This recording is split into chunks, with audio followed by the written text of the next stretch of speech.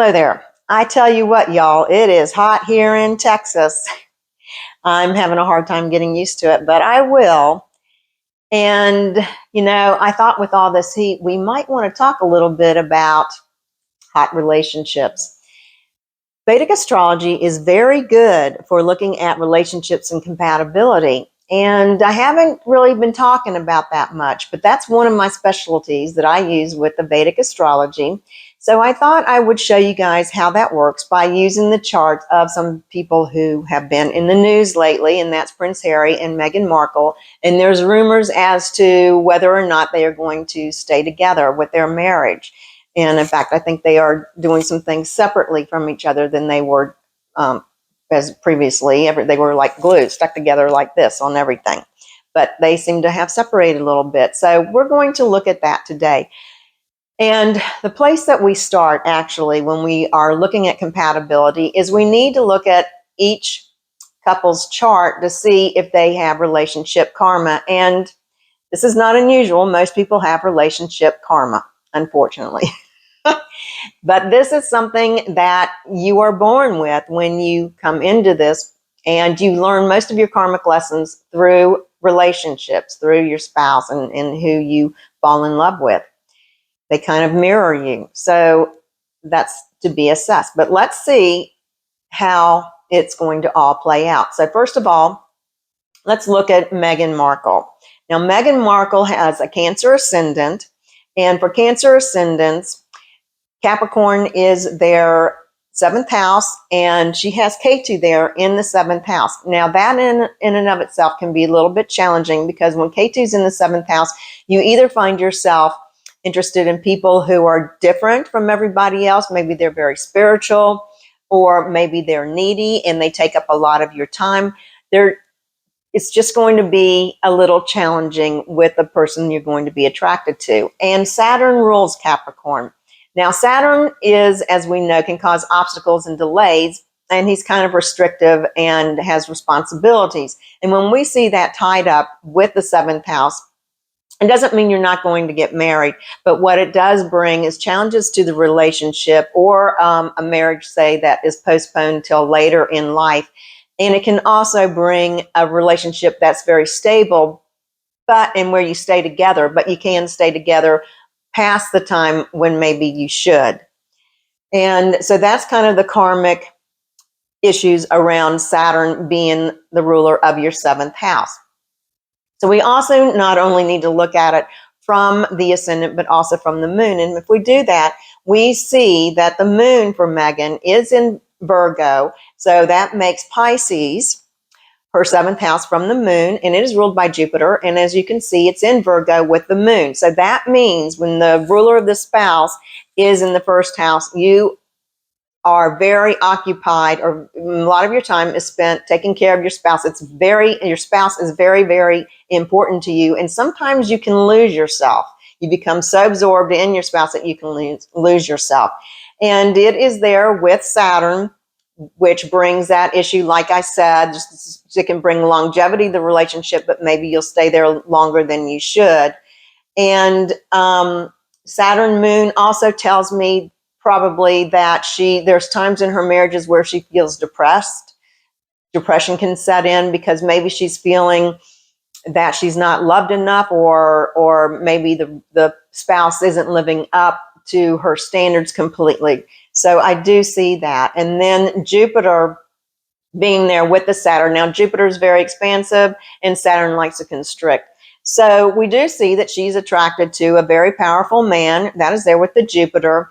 But there can be some restrictions in that. And as you have well known, their life being together has been very, shall we say, interesting, and it's not really storybook. There's all kinds of controversies going on.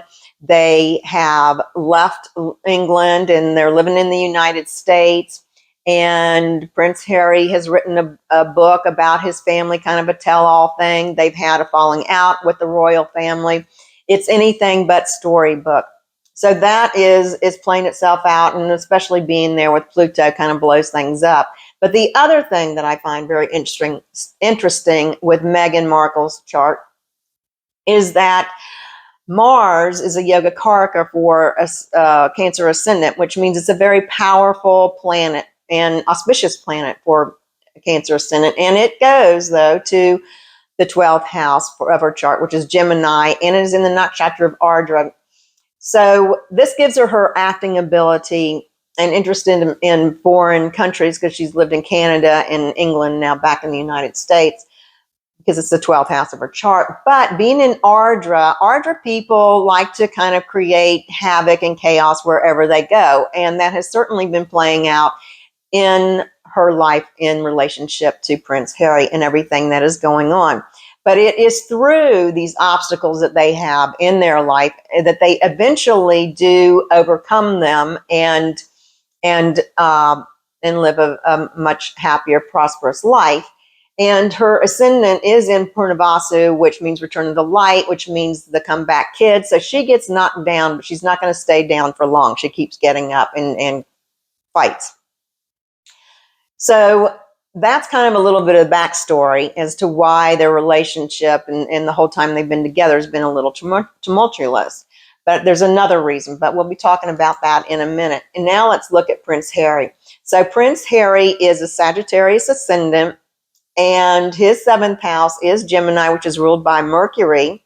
And his Mercury actually does go into the 9th house, where he is ends with the sun, which gives it a Buddha Aditri yoga, which means that he is very attracted to women who are very smart, because that's what a Buddha Aditri yoga is. They have business sense. You're smart. You're a leader. And Megan is very smart. And we saw that in her chart too. But anyway, she is a very smart woman. And so that is there, and he's attracted to smart women. And the 9th house also is the house of his father, and the sun is the ruler, as a karaka for the father, and it's there in Leo, that rules Leo. So there's been a transit that's been going on, a Neptune transit, pretty much during their whole courtship and their marriage. And that's been affecting the relationship he's had with his family, which we will go into in a minute, but I digress.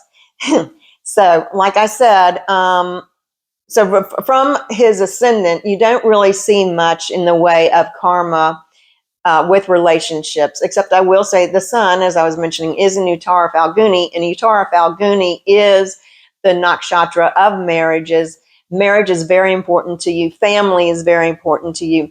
But sometimes it is so important to you that you let it overrule your judgment, and you might not always pick a spouse or a partner that has your best interest or might be the best for you. So there's a little bit of relationship karma there.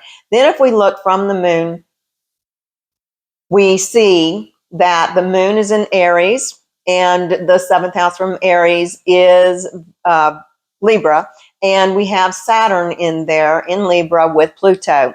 Now, he has some of the similar karma that Megan does with Saturn being in the 7th house from the moon. So like I said, it's kind of the same karma where he can stay in a relationship longer than he should. There can be issues with the relationship. He did get married later in life, not younger in life. And that Pluto with that Saturn kind of blows the whole situation up. And then Venus is a depositor, and it does go to the 10th house.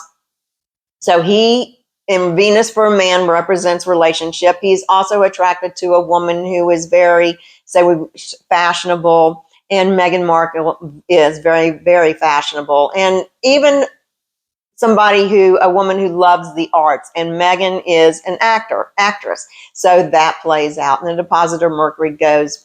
So Mercury's not only from the ascendant, the ruler of the 7th, but it's also the ruler of the 10th. And so they are going to work together. He's going to be working with his spouse. So we see that there. So there is some relationship karma with Prince Harry, but not quite as much as there is with Meghan. And Meghan has been married one time before. So let's see the way they came together, what attracted them to each other, and how this could possibly play out. So what has happened here is that there has been Neptune, the transit of Neptune in Aquarius, and the whole time that they have been courting, because they met each other back in when was it, 2016, and then they got engaged in 2017, and then they got married in 2018. And the whole time that they were going through this, Neptune was in Aquarius aspecting Leo. Now, Leo, for the both of them, is a sign, the planet's in the sign there, that attracts them to each other. So with Prince Harry, we have Mercury in Leo, which is the ruler of his seventh, right? And the sun. And then for Meghan, Venus is in Leo. And so the Venus sun is a very strong attraction. So they are attracted to each other, and especially Venus, her Venus being there on Mercury, which is Prince Harry's ruler of the seventh house. You can see the attraction. It's a very strong, immediate attraction. But with the transit of Neptune going over there, Neptune makes you wear rose-colored glasses. You feel like you're under a spell, and you can't really think or see clearly, and you become very, very attracted to this person that you're dating. And it's just like you feel like you can't breathe, like it's so passionate and emotional, and you feel like they're your twin ray, shall we say, or soulmate, however you want to look at it, like that. And when you're not together, you kind of feel like part of you is missing. That is a Neptune transit. It kind of puts a fog over everything, and you can't see clearly. And that not only affected their relationship and why they were so attracted to each other, but there was a lot of intrigue around the relationship. I mean, in the beginning, they dated in quiet and hush hush, in a secret. And so that can bring some intrigue and romance and spice, to a relationship. And then they finally came out, and it has been, shall we say, a very interesting relationship with the family not getting along and all that. And that's also the Neptune transit, because like I've mentioned before, for Prince Harry, the Mercury sun is also his ninth house, and that the ninth house represents the father, and so does the sun. So Neptune going over that has put the divide between he and his father. And I think what's going to happen, because Prince Harry wrote a tell-all book about the family, is after this transit is over, which it's over now, he's probably going to regret some of the things that he revealed in that book and doing that. But it kind of put a divide with him and his family. So that's going to be an issue that he's going to have to work on to repair. And hopefully he will be able to do that. So this is the question. Now we're seeing that Neptune is no longer in Aquarius, and he's transiting into Pisces. And it seems like the rose-colored glasses have started to come off. And this is when we're hearing rumors now of them kind of separating and not being together, because this is a typical Neptune transit. And I know what it's like. I feel for them, because yours truly went through that. And when the rose-colored glasses start coming off, it can be very hurtful and painful. And I feel for the both of them, because I understand what they're going through. And you wonder sometimes, you go, how could I feel? What's going on with us? We were so close. We were so, on sync and so together. And now I just don't understand. We're not seeing eye to eye anymore, and you don't quite get it. And so that can be very hurtful, especially when you're in a relationship. So I bless them, and I hope that they can work things out, or at least if they're going to split, I hope that they can have an amicable divorce. But we'll see. So there's other things that we need to look at too when we look at relationships, because relationships aren't perfect. There's a lot of ups and downs in relationships. And we need to see if there's an attraction there enough that will keep them together through the ups and downs in their relationship.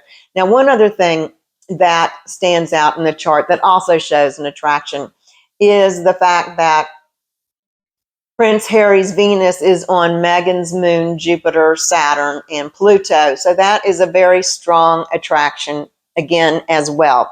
So their Venuses, his sun being on her Venus, gets confusing, and his Venus being on her moon brings them together.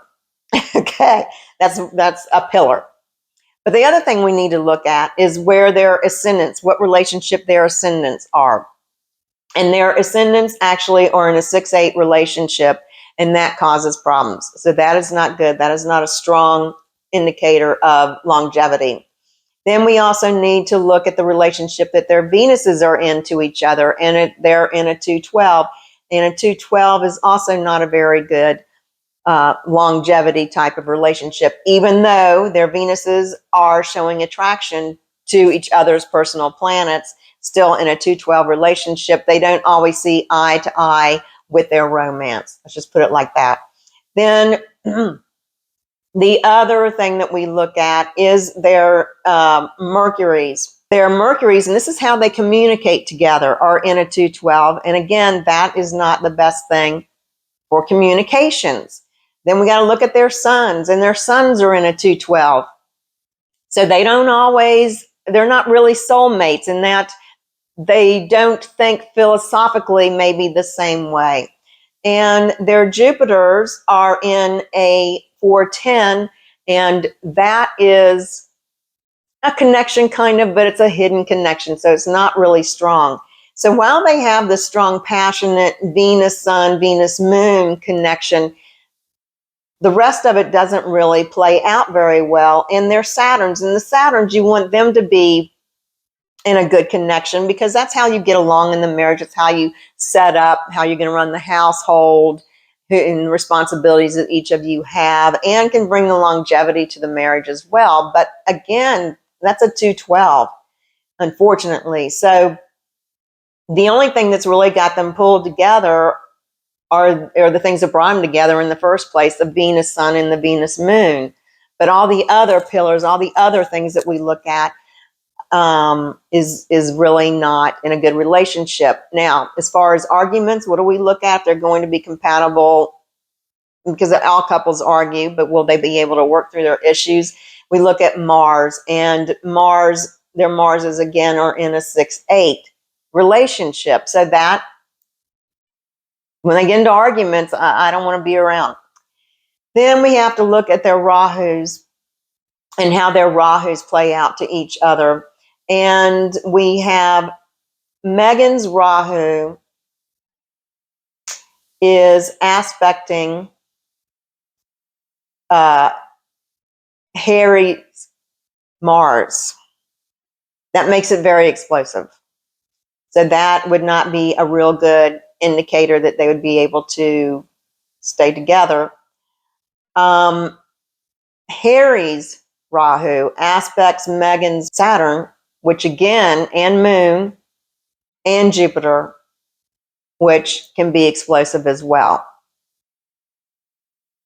So, God bless them. I just don't really see this relationship being one of harmony and longevity. And I think, especially now that the spell is off, Harry's going to be wondering, why he did what he did as far as alienating himself from his family. I do see, though, that children for the both of them is something that's very important to them. And their moons, actually, when I look at that, I forgot to mention, their moons are in a 6-8 relationship as well. And that is how they feel emotionally. And they just don't really see eye to eye on so many issues and so many things. But children are very important to the both of them. And they are both going to want to make sure that I think that's what's going to kind of keep them together in a way, maybe finding a friendly way to part ways is to keep the children healthy and happy and to co-parent in a way that's best for the children. And I do see, unfortunately, for the both of them, because the fifth house is a house is of children, and for both of them, it's ruled by Mars in both of their charts, and they both have Mars in the 12th house. And the 12th house can bring death. They did have a miscarriage, unfortunately, but it brings separation from the children. So they're going to be, in a divorce. So they're going to be co-parenting, and they're not going to be able, neither one of them, to spend all their time. They're going to have to share the children between the both of them. So that's what I see there. Also, we see congruency, but we also have to look at the planetary periods that they are running. And Harry right now is running Rahu moon. And so for Harry, his Rahu moon are in a 212 relationship. And like I said, it's the fifth house of the moon, and the Rahu is in a sixth house. So Rahu being in his sixth house can bring divorces. That's lawsuits, difficulties, and things like that. And then he's running Rahu moon. So that's a 212 relationship. So separation with the kids. So while he's off doing his travels, he's not with the children. But the moon's there in his fifth house, so he loves his children. He's very concerned about them. Then on March 11th of 2024, he's going to shift into Rahu Mars. And Rahu Mars in his chart are in opposition. And when we have malefics in opposition like that, it usually brings divorces. So I think the stage is getting set, unfortunately. They're playing with the separation. And Megan right now is running Jupiter Venus. And people go, oh, Jupiter and Venus, that's great because that's two benefics. The only thing is that they're in different camps. So Venus is ruler of the Asuras, and Jupiter's ruler of the Brahmins. So while they are both benefics, they're malefic to each other. And in Megan's chart, we see that the Jupiter and the Venus are both in a 212 relationship. And as we noted, that Venus being in Leo for her chart, under the aspect of Neptune, was what brought she and Harry together, one of the things. And Jupiter is, when we look at this, you look at where Jupiter is, and then Venus is in the 12th from Jupiter. That's why it's a 212. So when it's the 12th from Jupiter, that means an ending of a relationship or the beginning of an ending. And then she's going to be running that dasha, though. She's going to be running that dasha all the way until February 22nd of 2026. And so since he's running that Rahu Mars, he starts that in 24, and she's running the Jupiter Venus until 26. I hate to say it, but unfortunately, it could mean the end of their relationship. And so I just want to say, God bless them. I wish them all the best. I wish them the ability to be able to get through this as friendly as possible, and I wish the best for their family and for their children. And hopefully they'll be able to work it out. This could have been avoided. All this could have been avoided had they gotten the advice of an astrologer. Because when we see these types of things going on, we can advise our clients, yes, enjoy the relationship. It's going to be fun. It's going to be heady. Enjoy it. But wait. Don't marry quite yet. Wait and see how it plays out. That's what we would tell them. And hopefully they will see somebody to get advice. They could see an astrologer to help them settle their differences as far as the divorce goes, to do it as friendly as possible. Yeah.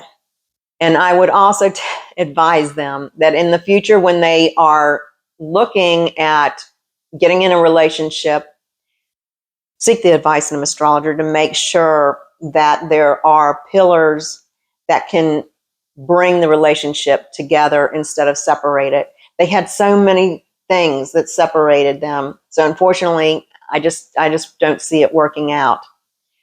So that's how we use Vedic astrology to help people with their relationships and compatibility. So there you have it. Be sure to subscribe to my channel and click all notifications so you never miss a video.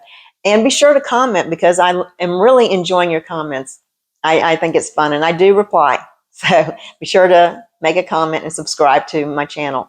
And visit me at my website, www.michellebond007.com.